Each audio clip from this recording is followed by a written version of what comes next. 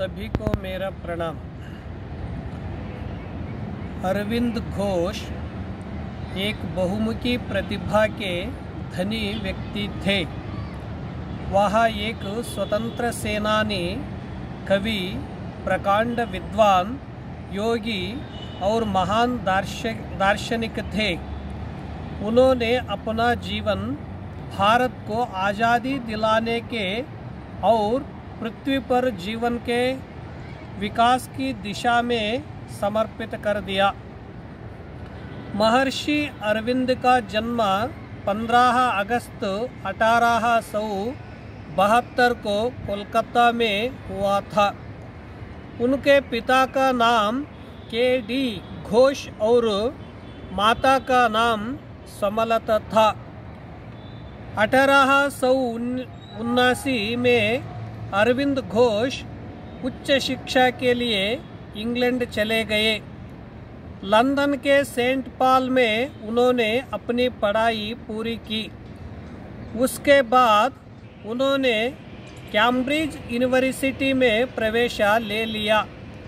इस दौरान उन्होंने ICS के लिए तैयारी की और सिविल सेवा परीक्षा उत्तीर्ण की, लेकिन उन्होंने घुड़सवारी की परीक्षा देने से इनकार कर दिया। इसी कारण वो सिविल सेवा में नहीं आ सके। वे अंग्रेजी, जर्मन, फ्रेंच, ग्रीक एवं इटालियन भाषाओं में निपुण थे। वेद और उपनिषद आदि ग्रंथों पर उन्होंने टीका लिखी। योग साधना पर मौलिक ग्रंथ लिखे। उनका पूरे विश्व में दर्शन शास्त्र पर बहुत गहरा प्रभाव रहा है और उनकी साधना पद्धति के अनुयायी सब देशों में है।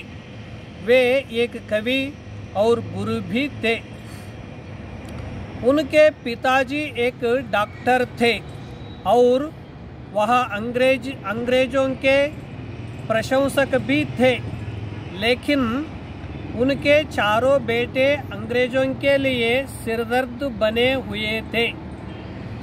बंगाल के महान क्रांतिकारियों में से एक महर्षि अरविंद थे।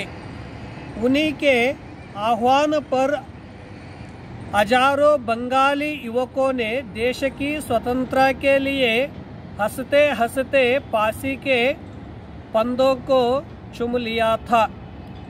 सशस्त्र क्रांति के पीछे उनके ही प्रेरणा थी। श्री अरविंद के लिए भारत माता एक देवी थी, माँ थी। वे अपनी पत्नी के नाम एक पत्र में लिखते हैं, अन्य लोग अपने देशों को एक जड़ पदार्थ, खेत, मैदान, जंगल, पर्वत और नदियाँ ही मानते हैं और कुछ नहीं, पर मैं इसे अपनी माता मानता हूँ। मैं इसकी भक्ति और पूजा करता हूँ। यदि पुत्र यहाँ देखे कि एक राक्षस उसकी माँ की छाती पर बैठा उसका रक्तपान करने के लिए उद्यत हो तो भला लड़का क्या करेगा?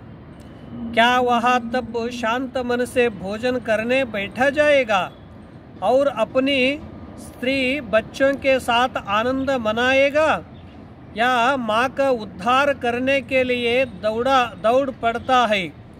मैं जानता हूँ कि मुझ में इस पतित जाति का उद्धार करने की शक्ति है, शारीरिक शक्ति नहीं। तलवार या बंदूक लेकर मैं युद्ध करने नहीं जा रहा हूँ, वरन ज्ञान की शक्ति है। क्षत्रिय का बल ही एकमात्र बल नहीं है, ब्रह्म तेज भी है। यह तेज ज्ञान के ऊपर प्रतिष्ठित होता है।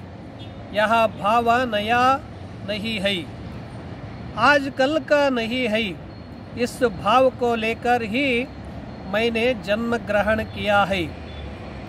यह भाव मेरी नस नस में भरा है।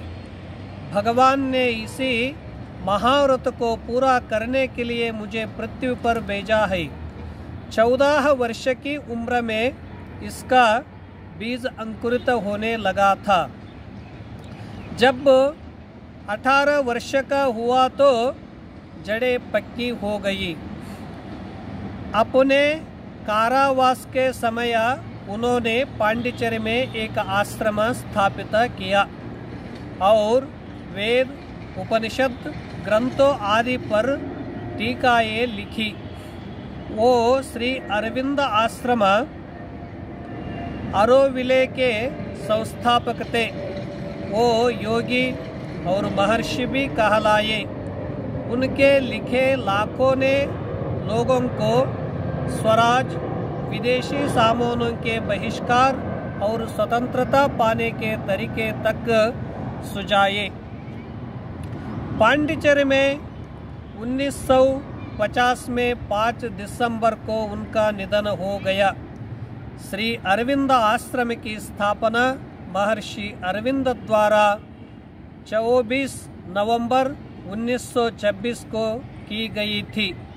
उस समय आश्रम में सिर्फ 20 से 25 साधक ही थे। उसी वर्ष के दिसंबर माह में श्री अरविंद ने निश्चय किया कि वे जनता से दूर रहेंगे और उन्होंने अपने सहकर्मी मीरा अल्फसा को आश्रम की जिम्मेदारी सौंपा दी, जिन्हें माँ कहकर संबोधित किया जाने लगा। श्री अरविंद योगी की उपदेयता के बारे में श्री माता जी कहते हैं, श्री अरविंद हमें यह बतलाने आए थे कि सत्य की खोज के लिए किसी को पृथ्वी छोड़ने की आवश्यकता नहीं। अपनी आत्म की खोज के लिए किसी को जीवन का परित्याग करने की आवश्यकता नहीं। भगवान से संबंध स्थापित करने के लिए किसी को संसार छोड़ने की आवश्यकता नहीं। उसे सीमित मान्यताओं के अंदर रहने की आवश्यकता है।